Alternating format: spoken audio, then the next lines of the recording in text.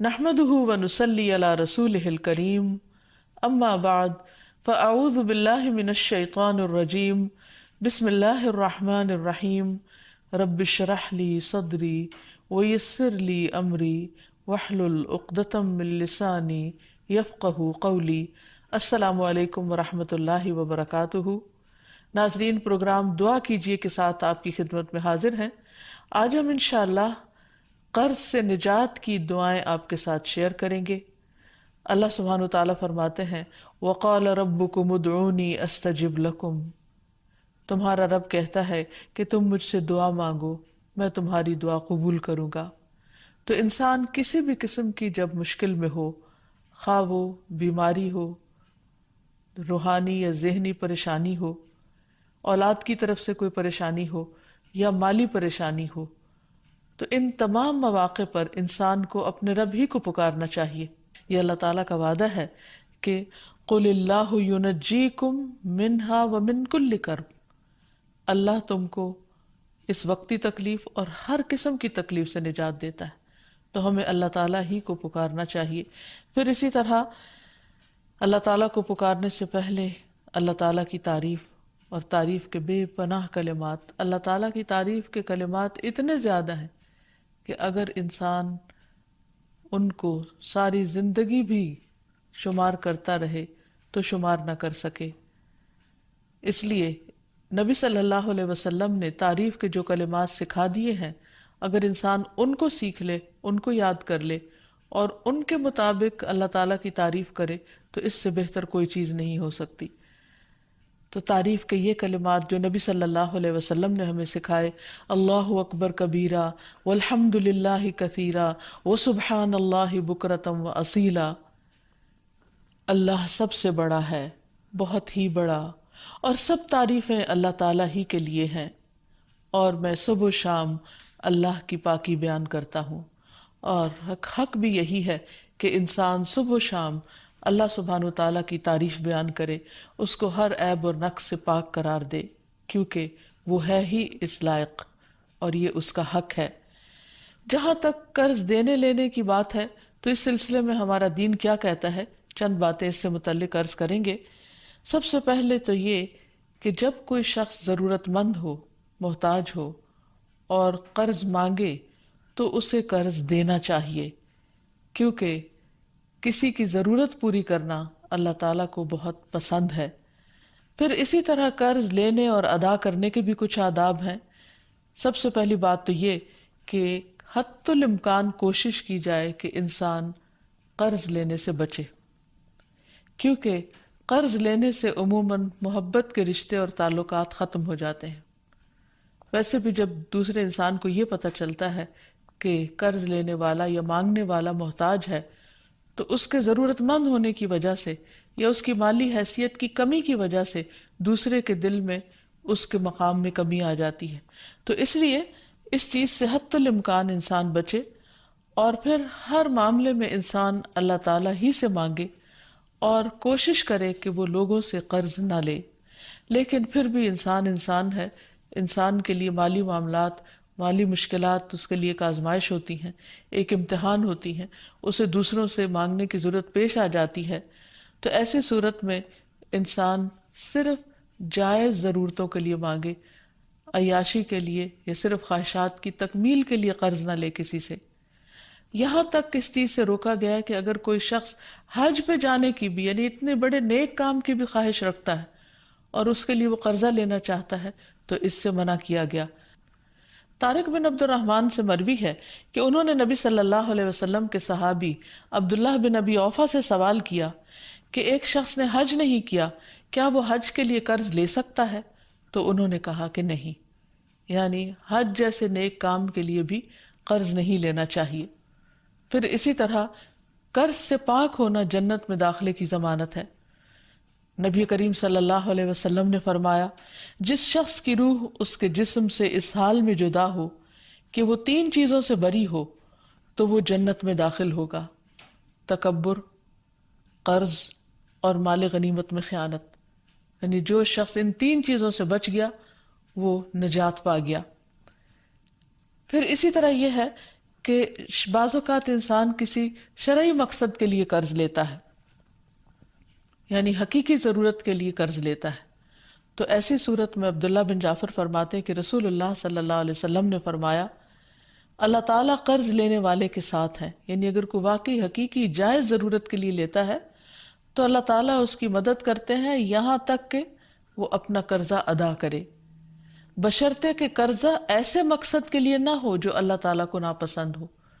یعنی اس سے یہ بھی پتہ چلتا ہے کہ کسی ناجائز مقصد کے لیے، کسی حرام کام کے لیے اور محض خواہشات کی تکمیل کے لیے قرض نہ لیا جائے، اور اگر انسان جائز ضرورت کے لیے لیتا ہے اور پھر واپس کرے گا اور کرنے کی نیت رکھتا ہے تو اللہ سبحانہ و تعالیٰ اس کی مدد فرمائے گا۔ پھر اسی طرح یہ بھی یاد رکھنا چاہیے کہ انسان قرض لینے کے بعد اس کو ادا کرنے کی فکر کرے، کیونکہ جب انسان کسی کو قرض دینے کی یعنی قرض لوٹانے کی صلاحیت رکھتا ہو اور پھر قرض واپس نہ کرے تو ایسا کرنا بہت بڑا ظلم ہے۔ رسول اللہ صلی اللہ علیہ وسلم نے فرمایا قرض ادا کرنے میں مالدار کی طرف سے ٹال مٹول کرنا ظلم ہے، اور اگر تم میں سے کسی کا قرض کسی مالدار کے حوالے کیا جائے تو اسے قبول کرے، یعنی قرض خواہ کو کہا جائے کہ کسی دوسرے نے میرا قرض دینا ہے اس سے لے لو تو وہ مان جائے۔ پھر اسی طرح یہ ہے کہ آپ صلی اللہ علیہ وسلم نے اس بات کی بھی تلقین فرمائی کہ انسان جب قرض واپس کرے تو اچھے طریقے سے، بھلے طریقے سے، خوش دلی کے ساتھ دوسرے کو ستائے نہیں۔ پھر اسی طرح یہ ہے کہ ہمیں یہ بھی تلقین کی گئی ہے کہ جس کا قرض ادا کرنا ہو یعنی جس کا قرض لوٹانا ہو اس کو ہدیہ قبول نہیں کرنا چاہیے۔ ابو بردہ کہتے ہیں کہ میں مدینہ حاضر ہوا تو میں نے عبداللہ بن سلام رضی اللہ عنہ سے ملاقات کی۔ انہوں نے کہا آؤ تمہیں میں ستو اور کھجور کھلاؤں گا اور تم ایک بازمت مکان میں داخل ہوگے، کہ رسول اللہ صلی اللہ علیہ وسلم بھی چونکہ وہاں تشریف لے گئے تھے اس لیے انہوں نے اس کو بازمت کہا۔ پھر آپ نے فرمایا تمہارا قیام ایک ایسے ملک میں ہے جہاں سودی معاملات بہت عام ہیں، اگر تمہارا کسی شخص پر کوئی حق ہو اور پھر وہ تمہیں ایک تنکے یا جو کے دانے برابر بھی یا ایک گھاس کے برابر بھی ہدیہ دے تو اسے قبول نہ کرنا، کیونکہ وہ بھی سود ہے۔ پھر اسی طرح ہمارے دین نے ہمیں یہ بھی سکھایا ہے کہ اگر کوئی شخص اپنا قرض نہ لوٹا سکتا ہو تو کوئی دوسرا شخص اس کی طرف سے ادا کر دے، یعنی انسان کسی اور کے قرض ادا کرنے کی ذمہ داری لے لے، کیونکہ رسول اللہ صلی اللہ علیہ وسلم نے فرمایا میں ہر مومن کے لیے اس کی اپنی ذات سے بھی زیادہ اس کے قریب ہوں۔ جو شخص قرض یا چھوٹی اولاد چھوڑ کر جائے تو ان کی پرورش میرے ذمہ ہے، اور جو شخص مال چھوڑ کر جائے وہ اس کے وارثوں کا ہے۔ تو اس سے یہ پتہ چلتا ہے کہ نبی صلی اللہ علیہ وسلم دوسروں کے قرض ادا کر دیا کرتے تھے۔ پھر اسی طرح زکوٰۃ سے بھی قرض کی ادائیگی کی جا سکتی ہے۔ قرآن مجید میں آتا ہے انما الصدقات للفقراء والمساکین والعاملین علیہا والمؤلفۃ قلوبہم وفی الرقاب والغارمین وفی سبیل اللہ وابن السبیل فریضۃ من اللہ واللہ علیم حکیم۔ بے شک صدقات تو دراصل فقیروں، مسکینوں اور ان کارندوں کے لیے ہیں جو ان کی وصولی پر مقرر ہیں، نیز تالیف قلب، غلام آزاد کرانے، قرض داروں کے قرض اتارنے، اللہ کی راہ میں اور مسافروں پر خرچ کرنے کے لیے ہیں۔ یہ اللہ کی طرف سے فریضہ ہے اور اللہ سب کچھ جاننے والا اور حکمت والا ہے۔ تو اس سے یہ پتہ چلتا ہے کہ اگر کوئی شخص مجبور ہو، تکلیف میں ہو، قرض کے بوجھ تلے دبا ہوا ہو تو اس کا بوجھ اتارنے کے لیے اگر ویسے کوئی ذریعہ نہ بن پائے اور کوئی مدد کرنے کو تیار نہ ہو تو پھر اس کی مدد زکوٰۃ کے مال سے بھی کی جا سکتی ہے۔ لیکن یہ بات یاد رہے کہ ہر انسان جو قرض لے وہ قرض ادا کرنے کی نیت رکھے، کیونکہ جو شخص قرض ادا کرنے کی نیت کرے گا اللہ سبحانہ وتعالیٰ کی اس کے ساتھ مدد ہوگی، اور اس کے لیے انسان کو بھرپور کوشش بھی کرنی چاہیے۔ حضرت عائشہ کہتی ہیں کہ نبی صلی اللہ علیہ وسلم نے فرمایا میری امت میں سے جو شخص قرض کا بوجھ اٹھائے اور اسے ادا کرنے کی کوشش کرتے ہوئے فوت ہو جائے لیکن وہ قرض ادا نہ کر سکے تو میں اس کا ولی ہوں، یعنی نبی صلی اللہ علیہ وسلم نے اس کو اپنے ذمے لیا۔ پھر کیونکہ یہ ایک بہت بڑی نیکی ہے، ایک بہت بڑا ثواب کا کام ہے، پھر اسی طرح یہ ہے کہ انسان کو اس کی بہت زیادہ فکر بھی ہونی چاہیے۔ ابو ہریرہ کہتے ہیں کہ نبی صلی اللہ علیہ وسلم نے فرمایا، میرے لیے یہ بات باعث مسرت نہیں کہ میرے پاس احد کے پہاڑ برابر سونا ہو اور تیسری رات مجھ پر آ جائے اور ان میں سے 1 دینار بھی میرے پاس باقی ہو، یعنی اسے میں اللہ کے راستے میں خرچ نہ کر دوں، سوائے اس دینار کے کہ اس کو میں اپنے قرض کی ادائیگی کے لیے بچا رکھوں۔ یعنی آپ صدقہ کرنے سے زیادہ اس بات کو اہمیت دیتے تھے کہ قرض کو واپس کر دیا جائے، کیونکہ قرض کا ادا کرنا فرض ہے اور صدقہ خیرات جو ہے وہ ایک نفلی عبادت ہے۔ اسی طرح ہم دیکھتے ہیں کہ ہمیں یہ بھی سکھایا گیا ہے کہ جب کوئی فوت ہو جائے تو اس کے چھوڑے ہوئے مال میں سے سب سے پہلے قرض چکایا جائے اس کا، اور پھر اس کے بعد اس کی وصیت پوری کی جائے۔ قرآن مجید میں بھی اس کا تاکیدی حکم ملتا ہے۔ حضرت علی رضی اللہ عنہ فرماتے ہیں کہ رسول اللہ صلی اللہ علیہ وسلم نے قرض وصیت سے پہلے ادا کرنے کا حکم دیا، جبکہ تم لوگ قرآن میں وصیت کو پہلے اور قرض کو بعد میں پڑھتے ہو۔ تو ابو عیسیٰ کہتے ہیں کہ عام علماء کا اس پر عمل ہے کہ وصیت سے پہلے قرض دیا جائے، کیونکہ قرض ادا کرنا فرض کے درجے میں ہے۔ اور پھر قرآن مجید میں پہلے کیوں آیا ہے کہ وصیت کو پورا کیا جائے؟ کیونکہ قرض والا تو قرض خواہ خود مطالبہ کر لے گا، لیکن وصیت جس کے حق میں کی گئی ہو سکتا ہے اسے معلوم بھی نہ ہو، تو اس کی اہمیت بتانے کے لیے کہ وصیت کو بھی پورا کرنا ضروری ہے۔ لیکن اگر میت جو ہے اس کے ذمہ قرض ہے اور اس کے ساتھ ساتھ وہ وصیت بھی کر چکا ہے تو پہلے قرض ادا ہوگا، اگر مال بچے گا تو وصیت پوری کی جائے گی۔ پھر اسی طرح یہ ہے کہ اگر کوئی شخص قرض ادا نہیں کرتا تو اس کی روح اس کی وجہ سے قید میں ہوتی ہے۔ سمرہ کہتے ہیں کہ رسول اللہ صلی اللہ علیہ وسلم نے ہمیں خطبے میں فرمایا، کیا یہاں بنی فلاں کا کوئی شخص ہے؟ تو کسی نے کوئی جواب نہیں دیا۔ پھر پوچھا، کیا یہاں بنی فلاں کا کوئی شخص ہے؟ پھر کسی نے کوئی جواب نہیں دیا۔ پھر آپ نے پوچھا، کیا یہاں بنی فلاں کا کوئی شخص ہے؟ تو ایک شخص نے کھڑے ہو کر کہا کہ میں ہوں، اے اللہ کے رسول صلی اللہ علیہ وسلم۔ آپ نے فرمایا، پہلے 2 بار پوچھنے پر تم کو جواب دینے میں کس چیز نے روکا تھا؟ میں تمہیں تمہاری بھلائی کی خاطر پکار رہا تھا۔ تمہارا ساتھی اپنے قرض کے سبب قید میں ہے۔ سمرہ کہتے ہیں، میں نے اسے دیکھا کہ اس شخص نے اس کا قرض ادا کر دیا، یہاں تک کہ کوئی اس سے اپنا قرض مانگنے والا نہ بچا۔ یعنی آپ صلی اللہ علیہ وسلم نے اس بات کا اہتمام کیا کہ میت کی روح کو آزاد کرانے کے لیے اس کے قرضے چکا دیے جائیں۔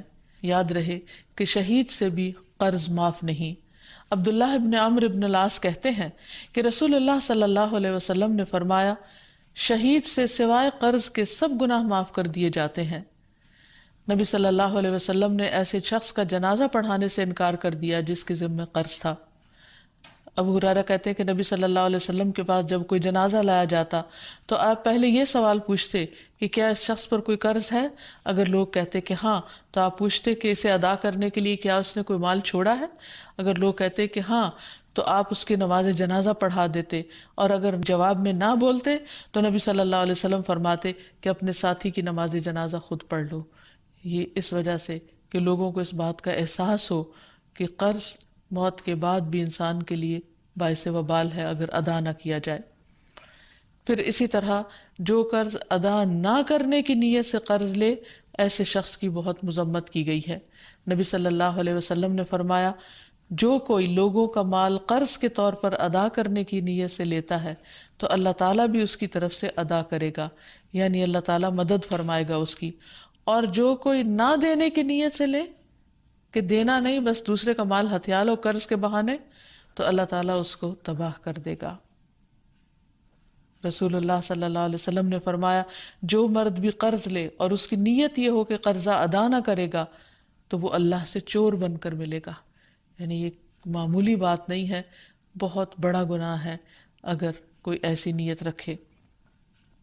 پھر اسی طرح ایک اور روایت میں آتا ہے کہ محمد بن عبداللہ بن جحش سے روایت ہے، وہ فرماتے ہیں کہ اللہ کے رسول صلی اللہ علیہ وسلم اس جگہ بیٹھے ہوئے تھے جہاں جنازے رکھے جاتے تھے، تو آپ نے اپنا سر آسمان کی طرف اٹھایا، پھر اپنی نگاہ کو نیچے کیا، پھر اپنا ہاتھ اپنی پیشانی پر رکھ کر فرمایا، سبحان اللہ سبحان اللہ، کیا سختی اتری ہے۔ فرماتے ہیں کہ ہم نے پہچان لیا اور ہم خاموش ہو گئے۔ جب دوسرا دن ہوا تو میں نے رسول اللہ صلی اللہ علیہ وسلم سے پوچھا کہ کیا سختی ہے جو نازل ہوئی ہے؟ آپ نے فرمایا قرض کے بارے میں، اس ذات کی قسم جس کے قبضے میں میری جان ہے، اگر کوئی شخص اللہ کے راستے میں قتل کر دیا گیا ہو، پھر وہ زندہ ہو جائے، پھر مار ڈالا جائے، پھر زندہ ہو، پھر مار ڈالا جائے، اور اس پر قرض ہو، تو وہ جنت میں داخل نہ ہو سکے گا۔ یعنی یہ بہت بڑی بات ہے، اس لیے انسان کو عام حالات میں چھوٹی موٹی ضرورتوں پر قرض نہیں لینا چاہیے، لیکن اگر کوئی شدید ضرورت ہو تو ادا کرنے کی نیت سے لینا چاہیے، اور پھر ادا کرنے کی کوشش بھی کرنی چاہیے۔ پھر اسی طرح یہ ہے کہ اگر کوئی شخص مقروض مرے گا تو قیامت کے دن جس سے قرضہ لیا ہوگا اس کو مقروض کی نیکیاں دے دی جائیں گی، اور اگر اس کے پاس نیکیاں نہیں ہوں گی تو قرض دینے والے کی برائیاں مقروض کے ذمہ ڈال دی جائیں گی اور وہ ان کی سزا بھگتے گا، کیونکہ وہاں درہم و دینار نہیں ہوں گے، صرف نیکیاں ہی ہوں گی۔ دوسری طرف ہمارے دین رحمت ہے، تو اس میں مقروض کو معاف کر دینے پر بھی بہت سی احادیث ہمیں ملتی ہیں، اور اسے ایک بہت بڑی نیکی قرار دیا گیا ہے۔ رسول اللہ صلی اللہ علیہ وسلم نے فرمایا کہ جو شخص قرضے پر مہلت دے اس کے لیے روزانہ صدقہ کرنے کا اجر ہے۔ بریدہ رضی اللہ عنہ سے مروی ہے کہ میں نے نبی صلی اللہ علیہ وسلم کو یہ فرماتے ہوئے سنا کہ جو شخص کسی تنگ دست مقروض کو مہلت دے دے اسے ہر دن کے عوض اتنا ہی صدقہ کرنے کا ثواب ملے گا۔ پھر ایک اور مرتبہ سنا تو نبی صلی اللہ علیہ وسلم نے فرمایا جو شخص کسی تنگ دست مقروض کو مہلت دے دے اسے ہر دن کے عوض دگنا صدقہ کرنے کا ثواب ملے گا۔ میں نے عرض کیا یا رسول اللہ صلی اللہ علیہ وسلم، پہلے میں نے آپ کو 1 گنا پھر دگنا ثواب کا ذکر کرتے ہوئے سنا تو نبی صلی اللہ علیہ وسلم نے فرمایا قرض کی ادائیگی کی مہلت کا وقت آنے سے قبل اسے روزانہ 1 گنا صدقہ کرنے کا ثواب ملے گا، اور قرض کی ادائیگی کی میعاد گزرنے کے بعد مزید مہلت دینے پر دگنا ثواب ملے گا۔ تو اس سے یہ پتہ چلتا ہے کہ جتنی جو مقروض کو ڈھیل دیتا ہے اس کے لیے اجر اتنا ہی زیادہ بڑھتا چلا جاتا ہے۔ پھر قرض کا اجر جنت کے دروازے پر بھی لکھا ہوا ہے۔ رسول اللہ صلی اللہ علیہ وسلم نے فرمایا ایک آدمی جنت میں داخل ہوا، وہ کیا دیکھتا ہے کہ اس کے ایک دروازے پر لکھا ہوا ہے کہ صدقہ کا ثواب 10 گنا اور قرضے کا ثواب 18 گنا ہے۔ یعنی اگر کوئی شخص کسی کو کچھ 1 روپیہ دیتا ہے تو اس کے بدلے میں اس کو 10 نیکیاں ملتی ہیں، لیکن اگر کوئی شخص قرض کے طور پر کسی کو دیتا ہے تو اس کے بدلے میں 18 نیکیاں اس کو ملتی ہیں۔ پھر اسی طرح نبی صلی اللہ علیہ وسلم نے فرمایا ایک شخص لوگوں کو قرض دیا کرتا تھا اور اپنے نوکروں سے اس نے یہ کہہ کر رکھا تھا کہ جب تم کسی کو مفلس پاؤ تو تم اسے معاف کر دیا کرو، ممکن ہے کہ اللہ تعالی ہمیں بھی معاف فرما دے۔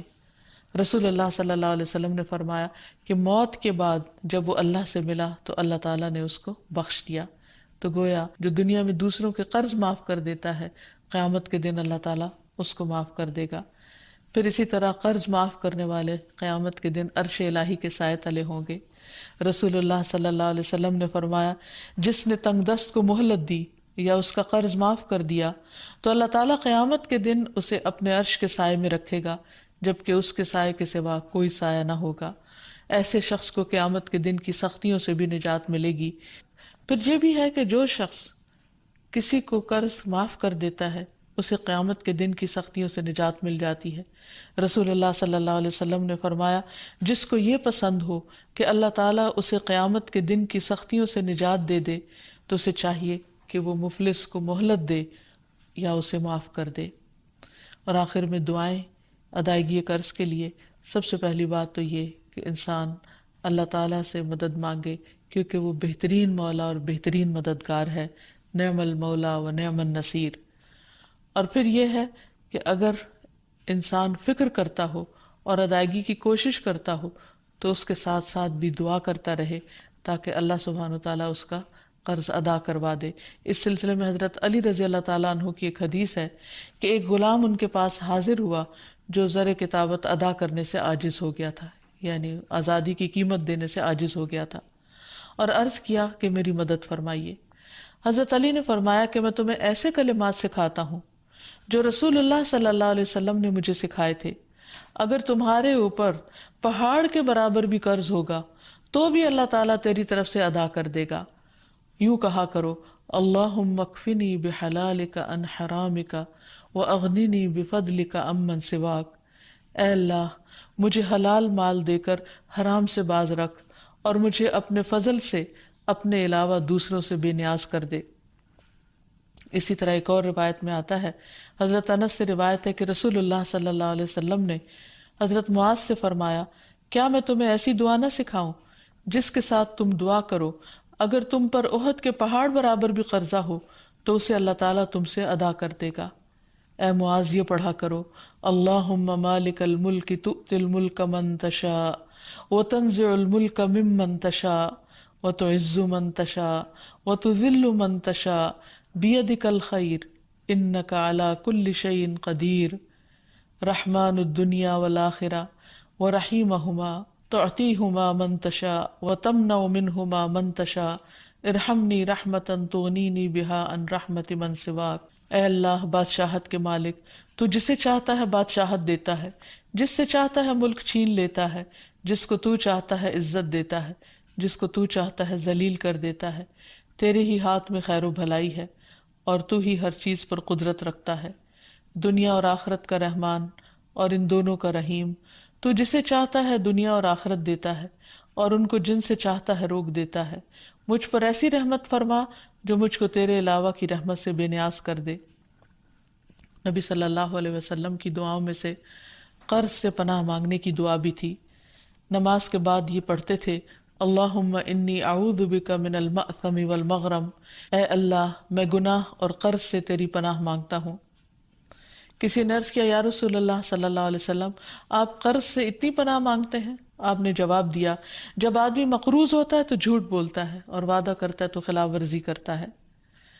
پھر سونے سے پہلے کی دعائیں جو ہیں ان میں بھی قرض کی ادائیگی کی دعا ہے۔ پھر اسی طرح سفر میں بھی قرض سے پناہ کی دعا ہے، کیونکہ مسافر کی دعا قبول ہوتی ہے۔ نبی صلی اللہ علیہ وسلم جب کہیں قیام فرماتے تو یہ دعا پڑھتے، اللہم انی اعوذ بک من الہم والحزن والعجز والکسل والبخل والجبن ودلع الدین وغلبۃ الرجال۔ اے اللہ میں تیری پناہ مانگتا ہوں غم اور رنج سے، عاجزی سے، سستی سے، بخل سے اور بزدلی سے، اور قرض چڑھ جانے اور لوگوں کے غلبے سے۔ تو یہ ہیں وہ چند مسنون دعائیں جو نبی صلی اللہ علیہ وسلم نے سکھائیں۔ اگر انسان ان کو پڑھتا رہے تو قرض سے نجات حاصل ہو جائے گی۔ اللہ تعالی ہم سب کو ہر طرح کی پریشانیوں سے محفوظ رکھے۔ وآخر دعوانا ان الحمد للہ رب العالمین۔ السلام علیکم ورحمۃ اللہ وبرکاتہ۔